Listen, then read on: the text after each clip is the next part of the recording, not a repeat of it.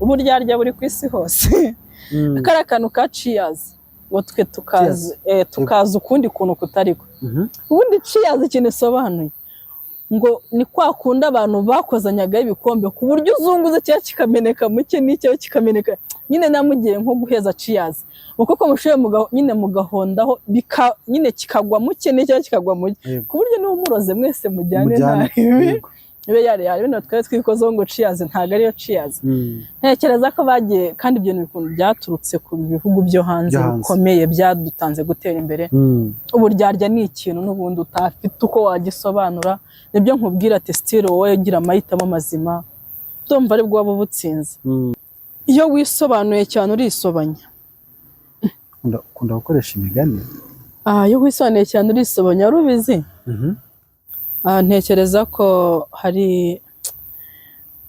gese ntago ukubaho kuhitamo kubaho burya ntekereza ko burya abantu bajya birengagiza uburenganzira bwawe ni ukubaho wenyine uko amahitamo uhitamo ariko adafata ku bandi yego nta muntu ushaka kuvanga ikintu n'uburenganzira bwanjye nyamara agiye kuvanga mugenzi we n'umwicanyi cyangwa n'umujura ntabwo ubwo ari uburenganzira bwawe ntabwo ari ubwawe uri umushinjacyaha uri umucamanza nta burenganzira na buke ubifite bwo nyine gupfa urubanza ntabwo ufite hari nk'abantu bajya basenga bambabarire ukareba umwana w'umukobwa yifatiye bya bintu bakunda sibyo yego ashyizeho ibintu byose iminwa arasize ukavuga ati ukamucira urubanza rw'umubiri kandi ni ukuri kugira ngo Imana ihitemo umuntu wayo ntawe igisha inama ushobora gusanga afite ubuntu bwa Kristo bukurenze wowe uri guteza ibitambaro kubera gusa wamunzwe n'urubanza rutakureba ntekereza ko amahitamo wikoreye utayakoreye abandi nta n'umwe ugomba ibisobanura abantu ubuzima bubona bwanze nyuma y'ibihe byose ubuzima burashoboka kandi hari akantu ujya nkunda kubwira abantu banjye nta ejo hahari kora ibintu uyu munsi ugifite uburyo kuko ntabwo ubizi niba uri bubyuke ntabwo mbateze iminsi kora ibintu byose nonaha kuko nicyo gihe ufite ejo hahora ari ejo ikindi kibazo cya nyuma undi muntu yarabaje ati se ni iki kintu wabwira Kiramani Daddy that person he challenged me okay Kiramani Yannick my boss cyo nabwira Kiramani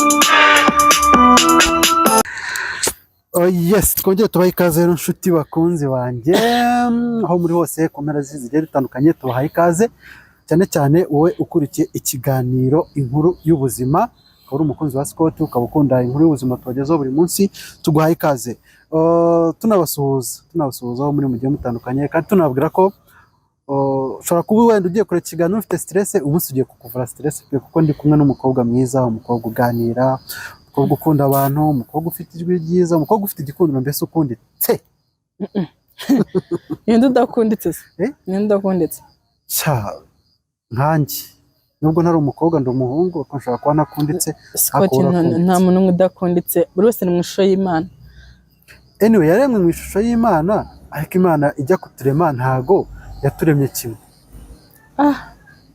none se uko umeze niko n'umuntu wawe muvukana mu nda ameze ntekereza ko itandukaniro ryacu nta mahitamo dukora mu isi ariko twese tumeze kimwe ntabwo tumeze kimwe dufite iminwa ibiri ahenya amaso amazuru amatwi ariko ntidusa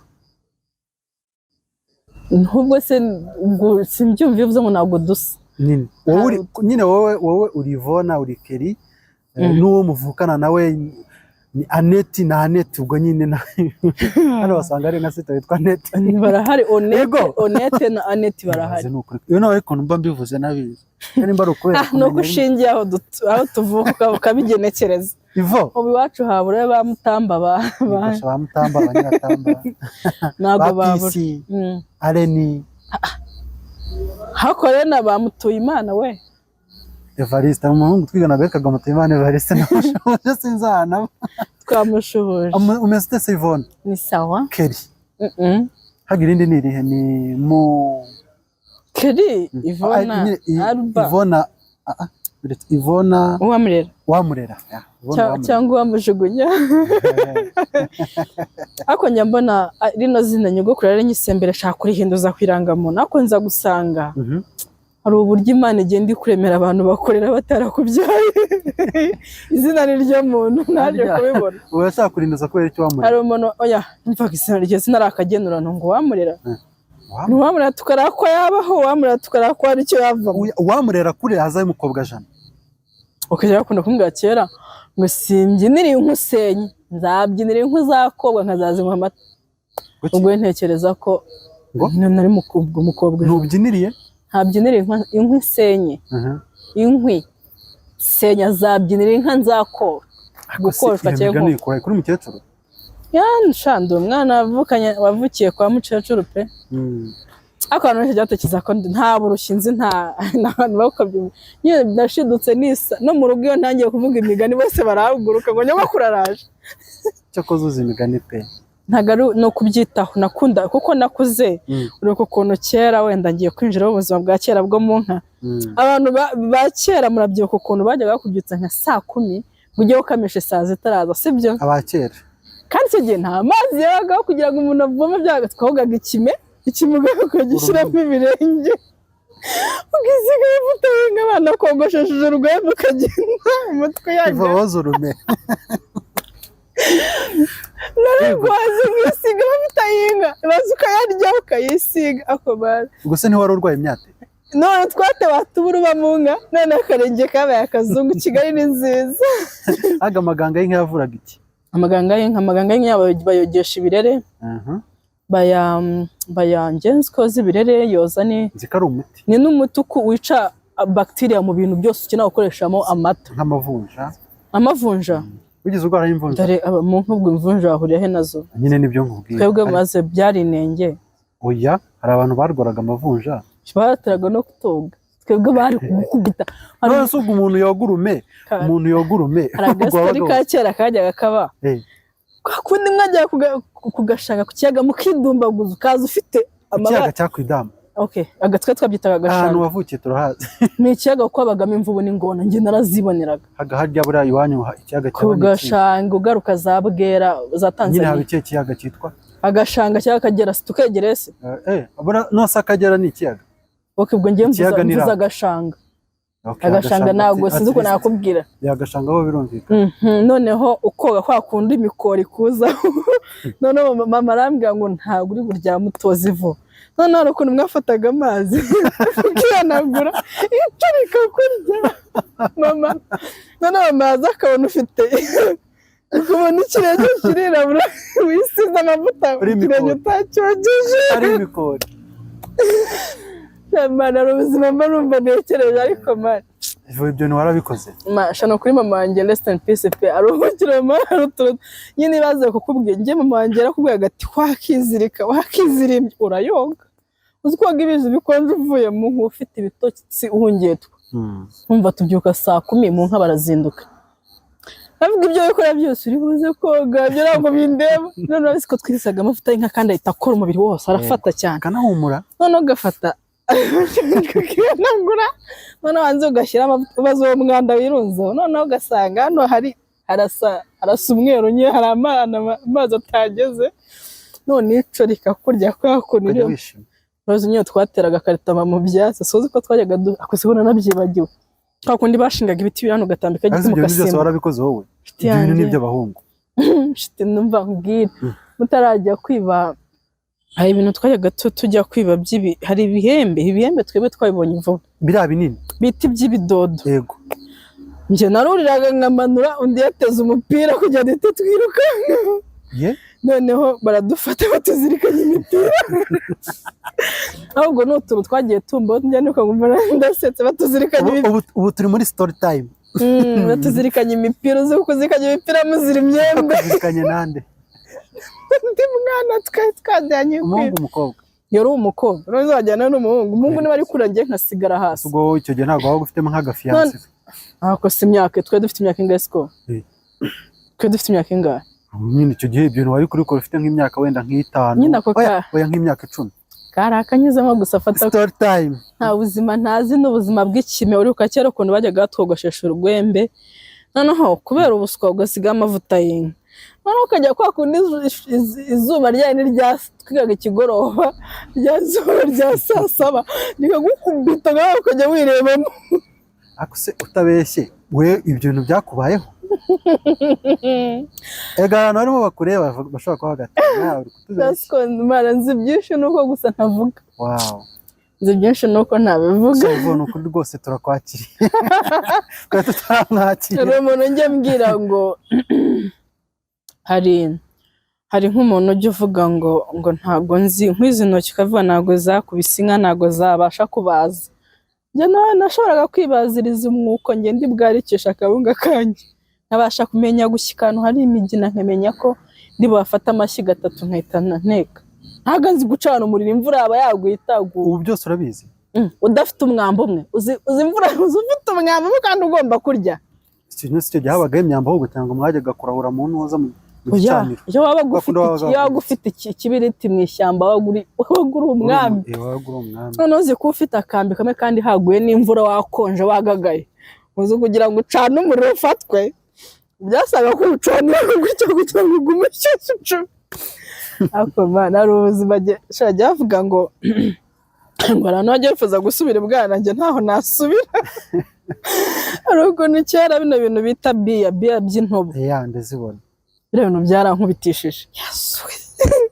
ako kera wanza kera wari kaboyi nukuri njye nta myaka ingahe irashira nize kuba agakobwa nyine ariko natangiye kuba agakobwa nshya senior 1 biya zakubitisha gute urumva mwajya mu byo gutera pati naza irwenda kabira byibuka irwenda 3 irwenda 4 inka zikajya imirima y'abaturage zikona ugasanga bazitswe mu kagari abizi nyine gufata inka akasitwara ku kagari yewe icyo gihe bahitaga baza umuturage aragukubita umukuru w'umudugudu aragukubita iwanyu bakagukubita ugu yose aragukubita rero sha ntekereza ko ntago wenda ngiye bagiye bavuze ngo dusubire bwana hari pati imwe nakata noneho uzi cya gihe hari akantu kizize kumbaho urabona ku giko cyagiye nkubikubita yego baravanga kubita imyenda y'umutuku ese no kwereke aragiro nakoze ariko ni cyara bita Ivani ni bucura mu buzukuru mu bana nyogokoro wanjye aho twakuriye noneho kandi twari twambaye imyenda hasi niyo ari umutuku turavuga zo turabigenza gute none hari mu ishyamba ry'rinini none ngo bigakubita tukajya munsi y'imyenda tuzigira mu gukurikira imyenda twambaye noneho turangiye yo muyikuramo aya kuyikuramo ntabwo twari kuyikuramo ubwo nyine story ntabwo ashaka kwinjiramo gusa uzi ko nawe rukaga mu ishyamba guhunga inkuba ngaho iri mu gihuru ibiri mu ijuru iri kureba oya njye ubuzima bwo mu nka nabe nabyita ko nabukomerekeyemo uzi wenda nko kuburagira nk'ihwa ryarakwishe urabyibuka yego hari amahwa bitaga umutyaza niyo ryakwicaga ukabyuka umugenge n'umugenge ari kubaho ugira amahwa uraryana ubamo uburozi n'inyegera ahubwo n'umugenge ibyo biti bigira uzi n'ihwa ry'amatogongo n'amatogongo narayazi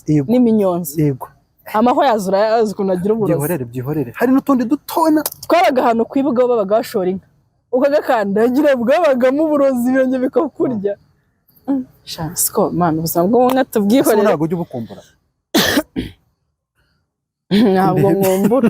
ntabwo nkumbura pe kubera ko kubyuka saa 2 ndabikunda za mu gitondo bikunda kubera ko twabyukaga saa 10 kugira ngo utangire hari abantu bashika bagukubita ngo wakerewe ukanyago saa 10 z'ijoro aho kubita wasanze isazi yaje uza gute isazi yaje uzijyana urutwe abana we. Yes, Ivona rero nuko dutangiye story yacu ubuzima. Noneho ubuzima bwa kera bwumva twatanye ubuzima bwa kera bwo mu nka. Iyo ujyanyije ubuzima bwa kera n'ubwubu. Ivona wa kera n'Ivona w'ubu ngubu ni muntu ki? Ivona w'ubu yose ntekereza ko ari umuhamagaro w'umuntu. Kera hari akantu nyogokuru wanjye yakundaga kumbwira, impamvu nkunda kumuvugaho cyane. Yego. Nuko ari we muntu twabanye cyane. Niwe muntu wankubise inkoni ze ndazumva kwera. Hari abantu babonye amavi yanjye ngiraho inkovu nyinshi. Hano ku mavi Naraguye amana we. N'ubusezera cyahari. Hari umuntu udashaka gutekereza ko ngiye Ivona nzi kujya ku igare nkurira kandi ntwaye ibidomora nka 4 by'amazi. N'ubu wabikora? Bayashabona mfite ubwo sinabitinyuka banafite ubwo bazingize igisebe ngana gutya. Ubu ngo warakuze. None uzi kugutuma nko kuvoma saa 4 za mu gitondo ugataha saa 12. Ariko ubwana ni bwiza, twagiye nko kwiba amapapa inyanya z'abandi. Wajyanye igare icyo gihe? Wabaga wajyanye igare? Hari ibintu bita ibipepenyeri. Ibipepenyeri urabizi, ibihoho by'ibipepenyeri. Muri pepenyeri uzi gutuma kuvoma kugira ngo ujyane amazi ukajya kuri gupanga ibipepenyeri ngo badembaga igiceri cya 20. Akana kazavamo akagabo kabona kare. Kuri pepenyeri. Naro kuzabasha kuba muri Kigali nkagira nkimenya. Ariko ntekereza ko nibyo nigeze kwivuga, ariko nashaka kubwira abantu, ntago nabwiraga ndamwumve ko naciye mu buzima bubi kurusha abandi.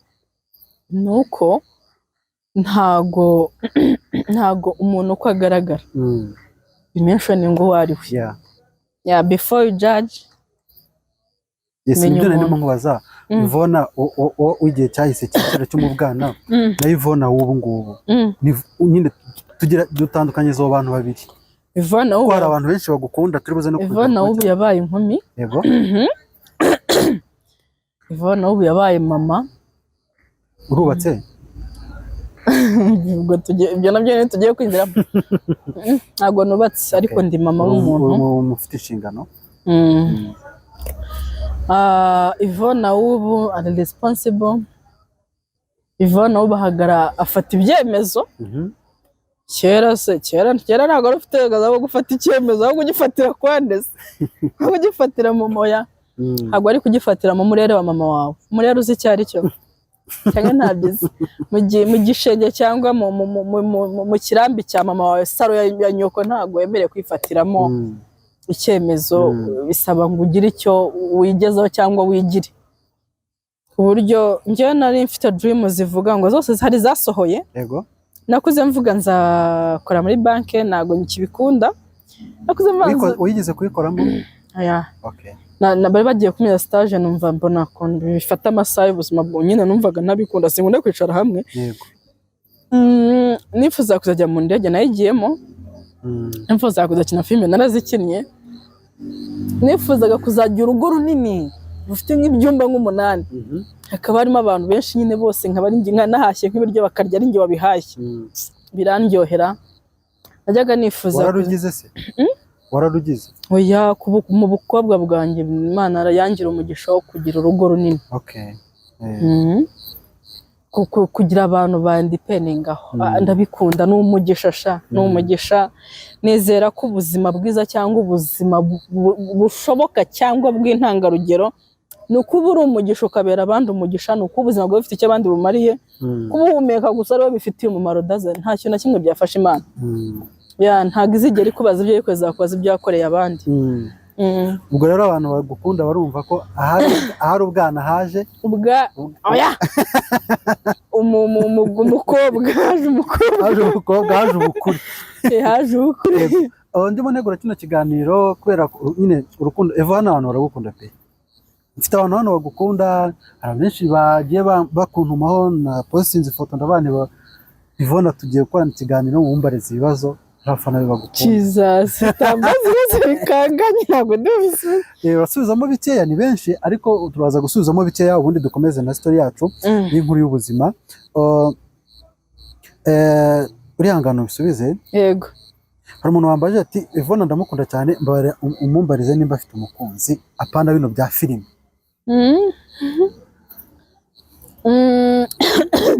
iri jambo nakunze kurisubiza kenshi ariko si hano. hari umugani wajya baca mu kinyarwanda ngo wo kwicara umutogoto w'inkono zicara ijambo rya nyirayo. Ndacyari ku mutogoto. Abanyarwanda ubwo ngubwo Emerance mu mategeko ndi ingaragu. Yego. Ndi mu buzima nk'abandi bakobwa. Naba hari muzamumenye, isi yose izamumenya. Hari undi umuntu witwa Eva yambaje ati mukubariza ati se ko nk'abantu bagukunda bifuza kukubona bakubona gute? Kumbona actually I guess na wajushe ntabonetse no muzajya mumbonera. Uyu munsi kuva uyu munsi ntekereza ko niba hari aya makuru wenda mutaramenya nafunguye channel YouTube. Nice. Yego. Ya Ivona Empire. Hariya hantu nzahura n'abakunzi banjye panga niba nabyita date so dukora meeting n'abantu bankunda. Yego. Dusangire pe. Ariko niba mvuze gusangira nabonye aho nigeze gukora ibyo bintu mbona bivuyemo gushwana, ariko mugende mukore subscribe kuri YouTube channel yanjye yitwa Ivona Empire. Tuzaza no kwipininga mu kiganiro. Noneho tujye tuganira umbwire ibyo ushaka byose. Nzi ko ndi umuntu wagira ubuntu bwo kubasha kumvikana cyo kumva abantu. Ubwo rero Eva yumvisha ahantu bazajya, ubwo nyine muzajya mupangira kuri Ivona Empire. Abakunzi niho bazajya bagushaka. Ntabwo twaza kubyinira mu ifamu y'undi muntu. Kandi n'abantu bareba iki kiganiro rwose mumbabarire muzagende mukore kuri bakore subscribe kuri channel ya Ivona Empire. Nimba hano tugiye kuzuza abantu 10,000 byibuze abantu 5,000 bazava hano bagende bakande. Mukunde Ivona. Nabonye umukobwa wa Uganda witwa Umuhima avuga mukunde ngewe munkunde umva biri so attached no kuri munkunde nanjye mbakunde. Dore ko nakunditse. Urakoze. Okay, undi yarabajije ati ndamukunda cyane by'umwihariko intoki za ugira gutya turore ubu yarazibonye. Nizigiza kunda se yitwa Minani. Ngakunda ngo nyine ngaragukunda cyane by'umwihariko intoki zawe. Ushobora kuba intoki nziza. Okay, urakoze. Mfite intoki z'abantu basanzwe. Urakoze. Okay, ibibazo ni byinshi. Undi yabaza ati Kelly nabonye uri umunyarwanda w'uburanga kandi w'imico myiza, ese wambabariye wambabariye tukazahura nkagusuhuza nyine ngakakubwira ibibazo afite. Ikintu kimwe namusubiza uwo muntu. Hari ikintu kimwe najya ntemera, iyo uhuye n'umuntu umuzi ukakora kushunana kujujura musanga umusuhuza. Nabyanga urubanza rumujyo ntago ruvugiye byagorana kuvuga ati niba dufite filime irebwa n'ibihumbi 100 ku munsi sibyo.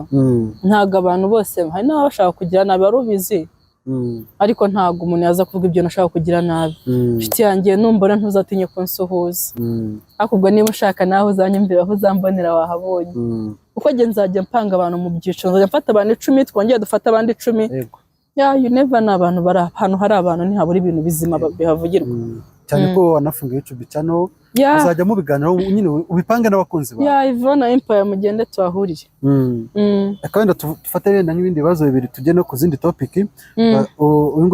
Undi yitwa Rachel Ange yabaje ati se urubatse? Kira akabazo ikingira ngo wagishubije. Ntago nubatse. Winjiye muri filime ryari, ikindi afite izihe ntego mu buzima bwe? Winjiye muri filime ryari, ufite izihe ntego mu buzima bwawe? Ninjiye muri filime 2020 mu 2020 muri covid. Intego zanjye nk'umwana w'umukobwa wabyaye nkarerwa neza. Yego. Ariko ntibibe bya bindi by'umukobwa kumva ko umukobwa ni ukuguma iyo ngiyo. Intego zanjye ni ukuzagira icyo mara nkakimarira abandi. Nkazubaka urugo rwanjye nkibyarira abana. Nkagira urugo rw'umugisha. Ndumva arizo ntego zanjye. Kuko niya Bible ivuga ngo kwifuza kose k'umugore kurangira ku mugabo. I believe in marriage. Numva ko intego ya mbere ikomeye ku buzima bwanjye n'umunsi nzaba sinzi nzaba ndi mama w'abantu nka 5 cyangwa 4 bafite papa wabo. Ndumva ari intego yanjye ikurikiraho y'ubutaha ubwo. Okay. Ikindi kibazo cya nyuma, undi muntu yarabaje ati se niki kintu wabwira Kiramani? Kiramani? Daddy. That person he challenged me. Okay. Kiramani. Yannick. My boss. Cyo nabwira Kiramani, kuvuka ukavuka uri umuhungu cyangwa uri umukobwa nta n'umwe ubigiraho amahitamo. Iyo usaza uri umuhungu biba biguhaye undi mukoro. Iyo wemewe gukora uwo mukoro biguhindura umugabo. Sinzi ikintu ntakiri buze kumvikana. Ntekereza ko ni igisobanuro cy'umugabo, ni igisobanuro cy'icyitegererezo cy'umuntu ufata abandi akaboko, ni igisobanuro cy'umukoresha mwiza, ni igisobanuro cy'ubumuntu, ni igisobanuro cy'umujyanama mwiza, ni igisobanuro cy'umuntu uri supportive. Ntekereza ko muri iyi si niba hari ikintu kiryoshye ni uguhura n'umuntu uri successful kandi ari na kind. Niyo bless ya mbere mu buzima. Mbifurije kuzahura nawe, ngiye kumuvuga namuna sinzi kuvuga imigaga ni ibyivu amahamba wamuvugira ntabwo mbiza, ariko ibyo ni ndumva ariko nasobanura Kiramani. Yeah, he's a good person, he's kind, he's supportive. Sinzi uko namukubwira. Yeah. Okay. Bwashubijwe. Arashubijwe. Ndumva ari cyo namubwira. Hanyuma Ivo, dukomeze rero twitera story. Hari ikintu nimba twavuga ari umuco umwihariko wacu w'Abanyarwanda, bagira ngo tuganire kuri ibintu bitatu. Nyine umbwira opinion yawe, kuko nari ukuntu ujya uganira n'umuntu ukabona hari ukuntu wumva ibintu bitandukanye wenda n'abandi. Hari ibintu bitatu abantu benshi bakunda guhuriraho cyane cyane twebwe nk'Abanyarwanda. Ndagira ngo wenda tubiganireho turebe inkomoko yabyo, turebe n'impamvu yabyo. Icya mbere, kuki Abanyarwanda tugira ishyari? Iki kintu ni ikintu gisanzwe. Icya kabiri, tugira uburyarya. Ikindi kintu cya gatatu, kuki dukunda sinavuga mu Kinyarwanda judging behavior. Kuba nyine nakubona njyewe Keri wenda uri kumwe n'umuntu somewhere runaka, nyine nkatangira kukujudginga. Reka duhere ku ishyari. Yego. Tubanje ishyari, dukurikiza ishyari, uburyarya. Tubanze ishyari. Yego. Ntekereza ko nta muntu umwe utaravukanye ishyari. Ishyari ni ikintu gisanzwe. Nuko abantu ubwo uburyo ry'Afrika icyubahiro cyangwa intebe urihereza muri wowe. Nzi ko hari amashyari atatu ngiye ntumva nzi. Hari ishyari ushobora kuvuga ati Scott ariko achieving ibintu binini, Mana nanjye uzanshoboze mbigereho. Ibyo ni ishyari rya mbere.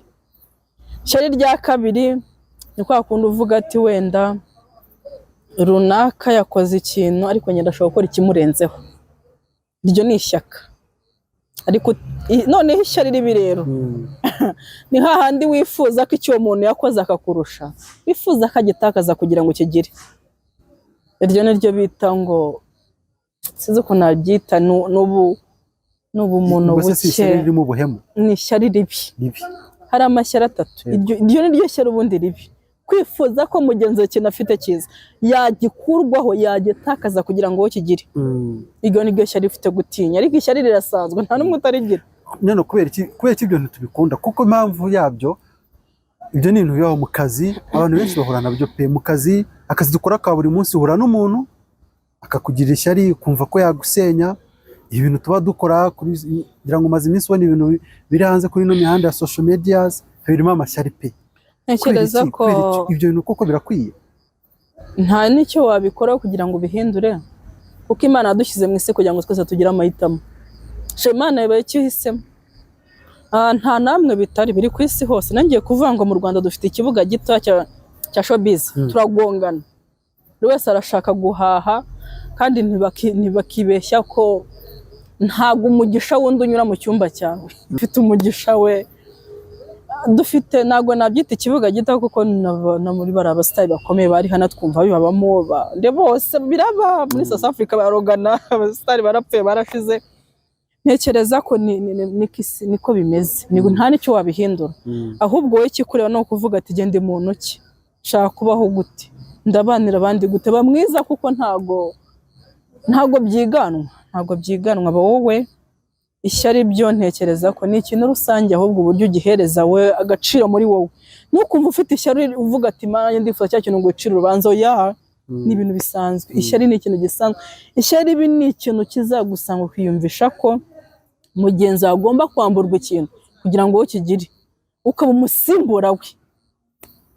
Uzifuze ko atembere nawe ukore nk'ibye, mwese muhirwa ariko wikifuza kumwambura ibyo afite. Niryo shyari numva nababuza mwese, ariko ishyari ndi rirasanzwe. Ndumva cyane aribwo bumenyi nyifiteho. Hari umuntu bwakugira ishyari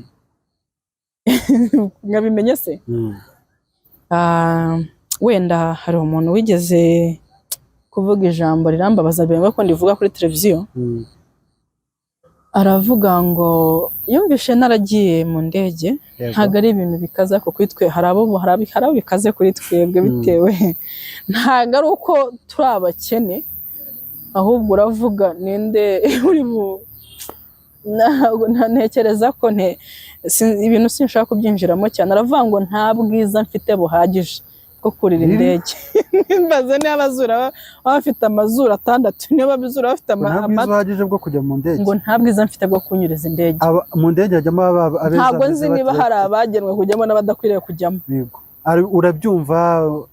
No, gusa ntago nababaye kubera ko nagaye ubumenyi bwe, nagaye IQ niyo nagaye, kuko nta n'umwe udakwiriye amahirwe. Tugiye baruvuza uburyarya. Hari umuntu wigeze kumbwira akantu, uburyarya buri ku isi hose. Kari akantu ka cheers, ngo twe tukaza ukundi kuntu kutariko. Ubundi cheers ikintu isobanuye ngo ni kwa kunda abantu bakozanyaga ibikombe ku buryo uzunguza cya kikameneka muke n'icyo kikameneka.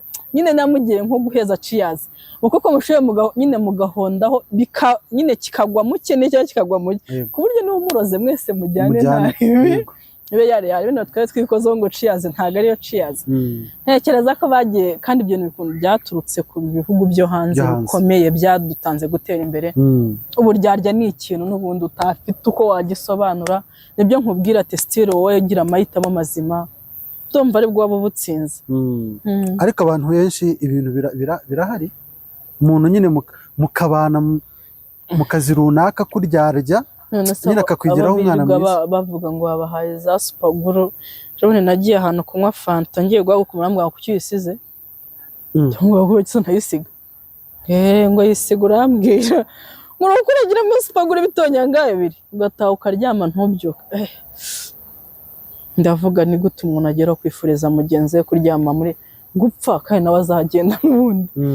Wagenda mbere wagenda nyuma, amaherezo uzagenda. Ahubwo ikibazo ugiye ute? Ndumva uburyarya ntago nabwinjiramo cyane, kuko ni uburwayi bw'umuntu ku giti cye, ntago ari ikintu rusange. Ariko urabizi ibyo ari ibintu bihanze cyane kubona n'umuntu. Urabaho mu kazi, mu bavandimwe, mu bakoresha, mu buyobozi, byose birahari. Uburyarya ni ikintu gisanzwe. Hanyuma ni iki utekereza ku muntu ushobora kukubona aka kanya, Keri, Ivona, wenda tuvuge uri ahantu runaka, ejo ugatangira kumva amagambo, wambaye gutya, umeze gutya, nyine iyo judgment y'uko utari wowe. Kuki ibyo bintu nabyo umuntu wigeze kumbwira ijambo, arambwira ngo iyo wisobanuye cyane urisobanya. Ukunda gukoresha imigani? Iyo wisobanuye cyane urisobanya, urubizi? Ntekereza ko hari gese ntago ukubaho kuhitamo kubaho. Burya ntekereza ko burya abantu bajya birengagiza uburenganzira bwabo. Uburenganzira bwawe ni ukubaho wenyine, uko amahitamo uhitamo ariko adafata ku bandi. Yego. Hari umuntu ushaka kuvanga ikintu n'uburenganzira bwanjye, nyamara agiye kuvanga mugenzi we n'umwicanye cyangwa n'umujura. Ntabwo ubwo ari uburenganzira bwawe, ntabwo ari ubwawe, uri umushinjacyaha. nturi umucamanza nta burenganzira na buke ubifite bwo nyine guca urubanza ntabwo ufite. Hari nk'abantu bajya basenga bambabarire ukareba umwana w'umukobwa yifatiye bya bintu bakunda sibyo, ashyizeho ibintu byose arasize, ukavuga ati ukamucira urubanza rw'umubiri, kandi ni ukuri kugira ngo Imana yitemo umuntu wayo ntawe igisha inama. Ushobora gusanga afite ubuntu bwa Kristo bukurenze, wowe uri guteza ibitambaro kubera gusa wamunzwe n'urubanza rutakureba. Ntekereza ko amahitamo wikoreye utayakoreye abandi nta n'umwe ugomba ibisobanura. Wowe ikintu wikoreye nicyo nkubwira, abantu ntabwo bazi gutandukanya uburenganzira ufite uburenganzira bwo gucira umuntu urubanza n'uwabiherewe ubasha n'itegeko. N'umukozi w'Imana ntabwo abifitiye uburenganzira bwo gucira urubanza, ntabwo bufite. Rero umuntu ushaka kuvuga abantu babereho kugira ngo bakritike ibintu. Hari abantu babona ibintu byo muri positive, nk'ubu gihe ashaka kuvuga undi muntu akavuga ngo ndirye, undi akavuga ati waseka neza. Urumva ibyo bintu? Ese mbagomba ibisobanuro ubundi? Ntabwo mbibagomba pe. Njye nabaye jyewe guca urubanza, niba wumva ubifite uburenganzira ubikore da, ubikore, ntabwo ubifitiye uburenganzira. Ariko ntabwo byagakora. Ibyo babyita menshi mu kinyarwanda cyiza. Kabisa nta menshi. Nta menshi kuko ufite uburenganzira bwo kuvuga ati runaka yafatiwe mu buraya, runaka ni inkozi y'ibibi, nuramushinjacyaha uba ushaka bagukatira, ni wowe ufite ububasha wenyine. Kandi nawe habanje kuba iperereza. Ni ukuri rwose turekere gucirana imanza kubera ko ntawe Imana yigeze ishyira. Ivuga ati rero we njye ngushyize hejuru n'isi yose igiye kubimenya. N'abari abapasiteri bakomeye hari igihe bajya bashukana ngo bature. Hari ibintu wakatura ukabyatuza. Oya, kwatura ntabwo ari bibi, ntabwo ari bibi. Ntabwo ari bibi cyane ko biterwa ariko n'ibyo watura. Njye hari ibintu ntakatura. Urugero narisha umuntu ntabwo njye nabyatura. Wajya kuri RIB ukajya kwita. Niho ubusabwa kujya, ntabwo ubusabwa kujya kwa pasiteri. Ubu kuba pasiteri akubabariye ntibivuze ko uwapfuye yagiye kandi arenganye. Ubundi se watureba ari abantu bigenda biti? Sinakinjira mu bya gikristo cyane, nta makuru mbifiteho nshuti yanjye, ntabwo ndi mukuru cyane mu by'Imana, ariko niko mbyumva mu bumenyi bwanjye n'imyaka yanjye na IQ yanjye n'ibyitekerezo. Iyo ni ibitekerezo byawe. Yego. Yes, rero uyu mwaka wa 2024 urarangiye, tugiye gutangira indi. Tugiye kwinjira muri 2025. Yageze. Kuri wowe Ivona, niki kintu wishimira muri uno mwaka? Guti kabisa ndishimye. Uyu mwaka agiye ngufite amashimwe menshi. Ako wakushize wambereye mubi. Ubushize wararangiye, reka tuvuge uyu nguyu turangije. Uyu turangije noneho turebe n'uzaza nize ngambe dufite. Uyu mwaka hari ibintu bitatu nashakaga birangiye bibaye. Wow, nice. Nzabe mfite perime yanjye. Urayibonye? Ako umunsi abantu bakoresha ibiganiro bose bafite perime. Wow, congratulations. Nyimaranye n'igihe yansaziyeho. Urayirotiriye? Yeah, ndayifite hano perime. Felicitation kabisa. Nzabe naratinyutse gutwara mu muhanda, naratinyutse. Nzabe mfite YouTube channel yanjye. Ikindi nzaba hari ikindi cyo nibanga nikijyanye no gufasha nibanga ryanjye. Ndumva byose byarabaye uyu mwaka, nta wenda uyu munsi wa none wenda hari byinshi bitugora, hari byinshi bitwitambika umuntu atavuga. Hari nk'igihe umuntu ubona ameze gutya ari ukwihesha amahoro. Hari byinshi biba byamubabaje, nk'uwo mfite mukuru wanjye uri mu bitaro. Ararwaye cyane? Cyane. Cyane hatabaye Imana ntago mbizi, ariko byose ni ukwihesha amahoro kugira ngo wumve umutima wawe utuje. Nubwo hari ibyatubabaje ariko hari n'amashimwe ku Mana. Hari amashimwe menshi pe. Uyu mwaka urangiye hari ibintu byinshi byiza Imana yankoreye. Njye ntago ndimo complaininga, kandi nibitameze neza Yesu arabiza azabitunganya. I believe. Hari ikintu cyaba cyarakorewe kikakubabaza cyane ku buryo uvuga uti this is too much kuri njyewe muri uno mwaka? Uyu mwaka turimo dusoza.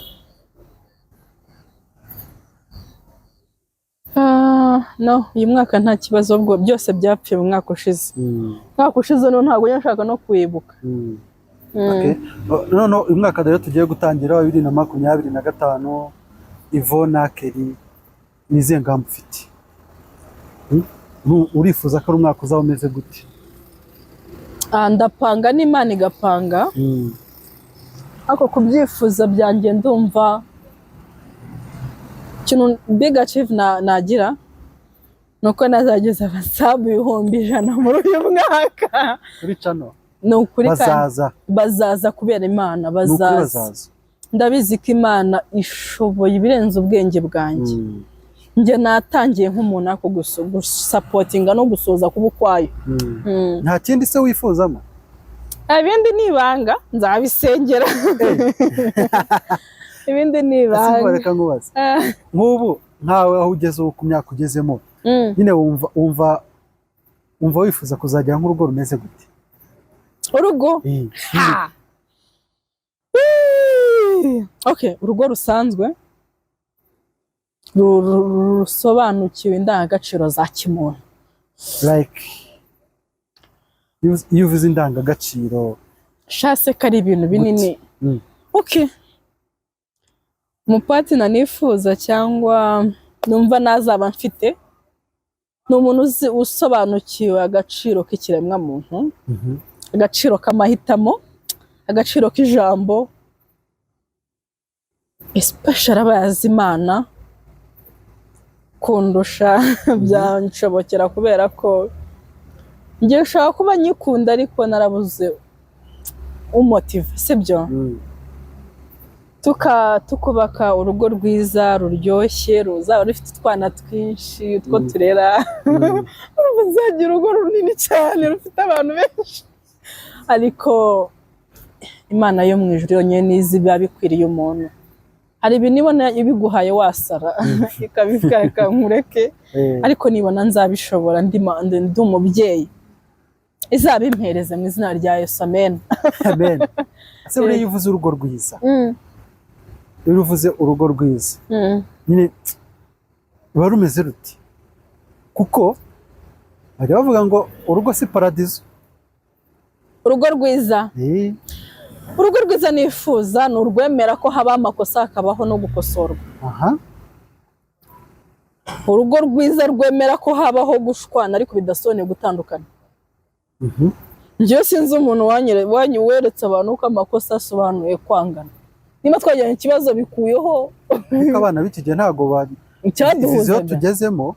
Nyine amakosa arahari, ni ibintu bisanzwe, tuzabwirana nabi, uzagira gute, ariko ikiduhuje ntago ari imipyinato kirakomeye, kirenze amakosa, kirenze ntago nabivuga gutyo gucana inyuma, ariko twakicana gatoya. Kirenze kutizerana, oya kirenze ibintu wakora behind the back y'umuntu. Nicyo navaga mufite izo ndangagaciro, murenze ibintu byinshi burya muzi na Yesu Kristo. Ese ni nk'ireko se umugabo yakora akavuga ati shaho warengereye ngiye nzinzi ibikapu nshubi iwacu, urugo rurananiye? Anyambura uburenganzira bwo kuba ndi umuntu, abishaka kubikora mu buryo bwinshi. Biragoye. Yakitsa kwambuye ubuzima. Gute nyine? Nabaye ari wa muntu utesha abandi agaciro, nubaha umuntu ubaye ikiremwa muntu ataremye, nyine ukacyubaha kuko ntacyo waremye. Nta muntu ufata abandi nabi, ugira imvugo mbi, eshana ukubwira nabi se? Ntabwo jye nazihanganira pe. Wakihanganira umuntu ukubwira nabi? How comes umbwira nabi ariko? Nose wakoze nk'amakosa? Mbaye ntashoboye kuyahindura, bifite ubundi buryo bikemukamo, ariko rega nimvuga imvugo mbi ntago ari ugukosora umuntu. Si ubwo kuvuga nabi none hagukubise? Namwe ati mugabo bigango ngwino ku meza. Ati mugabo mwiza w'ibigango. Abantu abagore barabakubitaga kandi bakubaka. Ntekereza ko hari kera ngo ari umugabo ajya kuvuga ngo itahe n'ubusa nyine, ngo sinzongera kubona ibyejo kuko ntago bizagaruka. turi mu buzima, buri wese afite amahitamo ashoboka. Kera baduhitiragamo ababyeyi, nako baduhitiragamo abagabo. Aguhitiramo umugore uyu munsi hano uragenda ukigongana n'umuntu yaba ibyo ntabwo biba bikureba.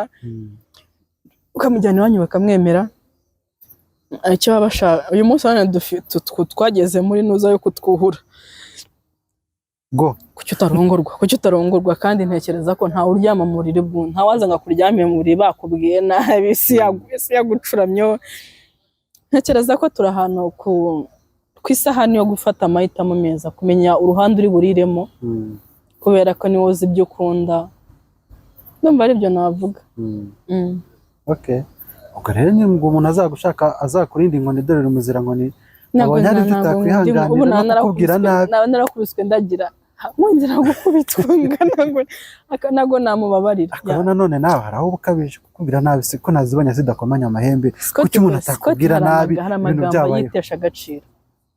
Gutese kuko ntago uzana n'umuntu mutavugana nabi mudatungana.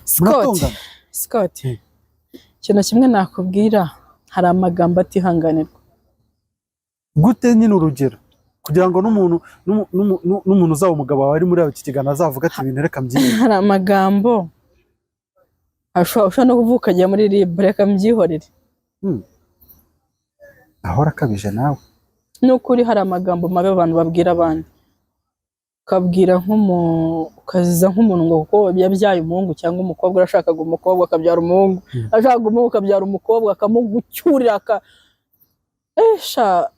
umugabo utari tough, utari responsible ku rwego rwaho abo hanze rero baza kuyobora urugo rwe. Sinkame inshuti nawe.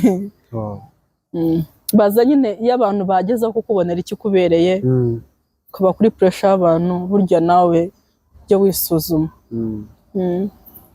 Ariko niyo waba umeze gutyo umenye ko atari paradiso. I know none si ubundi ubuzima turimo bwo uzahura na challenge buri flat oya it's up and down. Nta bitangaza, ariko hari amagambo umuntu ashaka kukubwira ukicuza n'impamvu uriho, niyo ntifuza kumva agiye mbwirwa.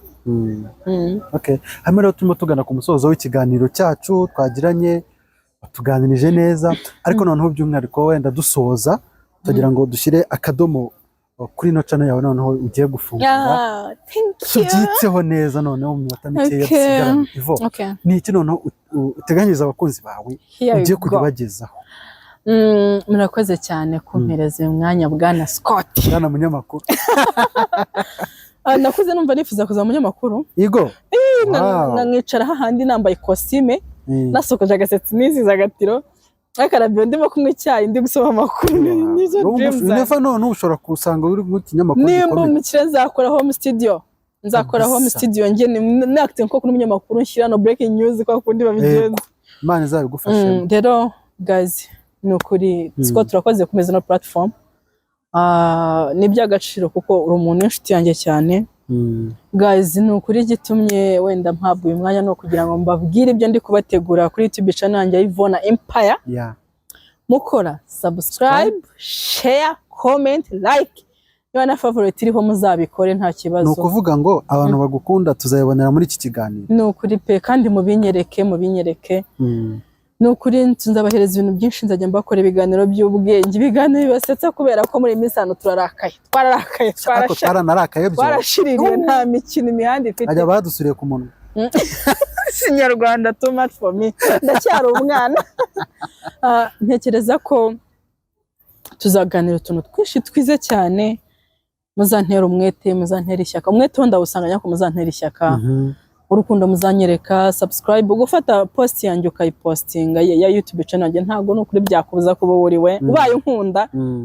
Abantu mu nkunda mwibanga, ndabinginze kugira ngo noneho mubinyerekere hano. No kuri gupostinga nuza video yanjye kuri ugapostinga channel yanjye kuri status, ntago sinzi na byatuma abantu bakwanga. Ariko igihari cyo nuko mugomba kunkunda, mukanyereka urukundo, tukajya duseka. Muzi ko dushoboye. Numva abantu bose barakaye, abantu bari muri office bababwiye nabi, abantu ubuzima bubona bwanze. Nyuma y'ibihe byose ubuzima burashoboka. Kandi hari akantu njya nkunda kubwira abantu banjye, nta ejo hahari. kora ibintu uyu munsi ugifite uburyo, kuko ntabwo ubizi niba uri bubyuke. Ntabwo mbateze iminsi, kora ibintu byose nonaha, kuko nicyo gihe ufite. Ejo hahora ari ejo, ubwo wazajya uravanga ejo ndi mu bantu bavuga gutyo. Kandi no kwinda bakunda abantu banjye, imahoro y'Imana bane namwe, mukomeze bakunda Kristo, niwe nzira y'ukuri n'ubugingo. Abamwizera bose bazabaho neza mu izina rya Kristo wacu Yesu. Amen. I love you. Ciao ciao guys. Mukore subscribe kuri iyi channel. Okay, rero inshuti bakunze ba Inkuru y'Ubuzima, ni Yvonne twari turi kumwe, turimo tuganira, tugiranye ikiganiro cyiza cyane. Anabamurikiye n'umushinga yatangiye noneho muri uno mwaka. Murumva hari byinshi yagezeho, hari n'ibyo agiye gutangira, sibyo? Amen. So dufatanyije twese hamwe ndetse n'Imana ikadushyigikira, twese tumujye inyuma dukore subscribe, turebe ibiganiro bye. Ndabizi azi kuganira pe, n'umutarami, sibyo? Uzabatera twadukuru twawe, ahubwo nzi bafite nyinshi. byuzana abantu muganire, donc bazayibona, ibyo bahishe bazayibona. Gusa icyangombwa ni ugukora subscribe bakakwereka urukundo. So rero Yvonne, turagushimiye, wakoze kutuganiriza. Imana ikomeze guha umugisha. Ibiganiro byacu nakagaruka, buriya n'ubutani tugukenera tuzakora. Murakoze cyane Scott. Urakoze.